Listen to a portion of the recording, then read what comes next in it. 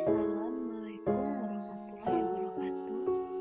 Perkenalkan, nama saya Nova Fitriningsih. Saya dari jurusan Ekonomi Pembangunan. Saya di sini akan menjelaskan materi tentang bidang pertahanan dan keamanan. Keamanan negara. Keamanan negara merupakan istilah yang secara sederhana dapat dimengerti sebagai suasana bebas dari segala bentuk ancaman bahaya, kecemasan, dan ketakutan. Dalam kajian tradisional, keamanan lebih sering ditafsirkan dalam konteks ancaman fisik militer yang berasal dari luar. Walter Lippmann merangkum kecenderungan ini dengan pernyataannya yang terkenal, suatu bangsa berada dalam keadaan aman selama bangsa itu tidak dapat dipaksa untuk mengorbankan nilai-nilai yang dianggapnya penting, dan jika dapat menghindari perang atau jika terpaksa melakukannya, dapat keluar sebagai pemenang. Fungsi keamanan negara. Stabilitas negara yang kondusif menjamin terlaksananya program-program pembangunan dengan lancar. Oleh karena itu, negara harus menjaga keamanan dan ketertiban negaranya. Selain itu, keamanan dari ketertiban diharapkan dapat mencegah bentrokan-bentrokan dan pertikaian yang terjadi antar manusia di dalam kehidupan masyarakat sehari-hari. Negara merupakan stabilisator bagi masyarakat. Negara harus menciptakan hukum untuk mewujudkan keamanan dan ketertiban. Namun demikian, penertiban yang dilakukan oleh negara tetap harus berdasarkan peraturan perundang-undangan. Pertahanan terhadap keamanan negara. Dalam bahasa militer, pertahanan adalah cara-cara untuk menjamin perlindungan dari satu unit yang sensitif, dan jika sumber daya ini jelas, misalnya tentang cara-cara membela diri sesuatu dengan spesialisasi mereka. Pertahanan udara sebelumnya pertahanan terhadap pesawat TCA, pertahanan rudal, dan lain-lain. Tindakan taktik operasi atau strategi pertahanan adalah untuk menentang atau membalas serangan. Keamanan nasional ialah yang secara langsung berkaitan dengan sebenarnya ada suatu hal lagi yang berkaitan dengan keamanan, yaitu rasa aman dari bencana dan malapetaka. Bencana berkaitan dengan bencana alam, misalnya yang sering terjadi di negara kita, gempa bumi, banjir, dan tanah longsor. Sedangkan malapetaka berkaitan dengan sesuatu kejadian akibat kelalaian kita sendiri, disengaja atau tidak disengaja, misalnya kebakaran, ancaman bom, ledakan gudang bahan kimia, dan lain-lain. Dengan pemahaman seperti ini, maka perdebatan yang pernah terjadi di sekitar RUU antara Kojek, TNI, dan Polri semuanya hanya berkaitan dengan politik dan kekuasaan keras tentu saja, karena keamanan nasional merupakan tanggung jawab semua unsur dan komponen yang ada di negara tersebut.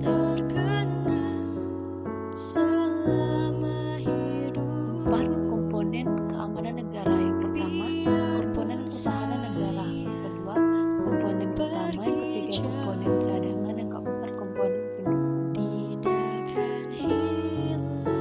Kebijakan dan langkah-langkah yang diambil untuk menjamin keamanan nasional meliputi mempertahankan angkatan bersenjata yang efektif, memastikan ketahanan dan infrastruktur nasional, kekuatan ekonomi untuk memfasilitasi atau memaksa kerjasama, menggunakan layan intelijen untuk mengalahkan ancaman. 3 unsur keamanan nasional. Keamanan politik, penawaran keamanan lingkungan dengan isu-isu lingkungan. Keamanan ekonomi juga merupakan bagian dari keamanan nasional. Dan nilai-nilai Pancasila di bidang pertahanan dan keamanan. Bentuk partisipasi rakyat dalam pembelaan negara yang sudah ada dalam masyarakat, seperti Ronda atau sistem keamanan lingkungan, Siskamiling, yang melibatkan masyarakat secara bergantian. Dengan demikian, perwujudan nilai Pancasila dalam bidang pertahanan dan keamanan yaitu bentuk partisipasi rakyat dalam pembelaan negara yang sudah ada di dalam masyarakat.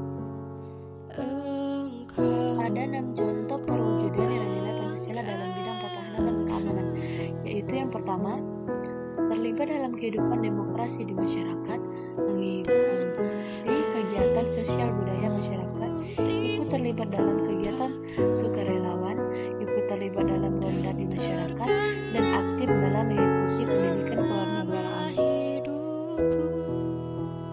Bagaimana perwujudan nilai-nilai Pancasila dalam bidang pertahanan keamanan di lingkungan masyarakat? Yaitu ikut menjaga kerukunan, ikut kegiatan Waskamli, melaporkan tindakan kejahatan. Ancaman di bidang pertahanan dan keamanan adalah ancaman terhadap integrasi bangsa yang mengancam kedaulatan negara, keutuhan wilayah sebuah negara, dan keselamatan segenap bangsa dapat berasal dari luar maupun dalam negeri. Ada 3 jenis ancaman yang mungkin akan kita hadapi. Yang pertama, ancaman militer dapat membentuk agresi, yaitu penggunaan kekuatan bersenjata oleh negara lain untuk melakukan aksi pendudukan di Indonesia. Yang kedua, ancaman non-militer atau nir-militer yang merupakan ancaman berdimensi ideologi, politik, ekonomi, sosial budaya, keselamatan, teknologi, kesehatan umum, serta legislasi. Yang ketiga, ancaman adalah ancaman yang memadukan ancaman militer dan ancaman non-militer. Dari luar. Yang pertama, agresi militer, menjalin hubungan persahabatan antar negara. Yang kedua, meningkatkan peralatan pertahanan militer dan pertahanan nasional diiringi dengan peningkatan dari kualitas TNI sebagai inti dari sistem. Yang ketiga, selalu waspada terhadap segala yang dapat membahayakan keutuhan NKRI. Yang kedua, penerobosan wilayah, mengadakan patroli secara rutin pada daerah rawan penerobosan, membangun pos-pos pertahanan dan memperjelas hafal batas yang lebih kuat, mensejahterakan penduduk di wilayah perbatasan agar tidak tergantung pada negara lain. Perang. Yang pertama, perang suku, melakukan mediasi terhadap pihak yang bertikai dengan mempertemukan perwakilan setiap pihak yang bertikai, melakukan sosialisasi tentang pentingnya perdamaian dan kegiatan adanya pertikaian, pemerataan pembangunan agar tidak terjadi ketimpangan antar suku. Yang kedua, terorisme, meningkatkan rasa nasionalisme, menarikan peredaran persenjataan yang dimiliki masyarakat sipil, melaporkan warga yang diduga teroris. Yang ketiga, pemberontakan. Yang pertama, mengakui persamaan dengan derajat dan HAM. Yang kedua, meningkatkan rasa nasionalisme dengan mempelajari pendidikan kewarganegaraan dan sejarah perjuangan Indonesia dalam merebut NKRI. Yang ketiga, meningkatkan keamanan dari pusat hingga semua terkecil daerah sesuai prinsip. Faktor penyebab ancaman di bidang pertahanan dan keamanan. Yang pertama, kurangnya penerapan dan penegakan hukum dan HAM. Yang kedua, kurangkan penerapan keadilan, adanya suatu kelompok yang bertujuan untuk memecahkan bangsa Indonesia, kurangnya kesiapan pelaksanaan otonomi daerah. Adapun juga lambatnya pemulihan ekonomi, lemahnya nilai-nilai budaya bangsa akibat kuatnya pengaruh budaya asing, kemerosokan wibawa para penegak hukum, ketidakmerataan pembangunan dan hasil-hasil pembangunan menimbulkan berbagai rasa tidak puas dan kepuasan di masalah sara, suku, agama, ras, dan antar golongan. Contoh persengketaan wilayah seperti yang digambar, sengketa ada antara Indonesia dan Malaysia mengenai batas wilayah di Pulau Sebatik. Contoh Fournier, aksi Alain Pope. Alain Laference Pope adalah seorang tentara bayaran yang ditugasi CIA dalam berbagai misi. Salah satu misinya di Indonesia membantu pemberontakan PPRI atau Termesta. Dia tertangkap oleh TNI ketika usahanya mengebom armada gabungan angkatan bersenjata Republik Indonesia dengan pesawat pembom B-26 Enfighter Auref. Namun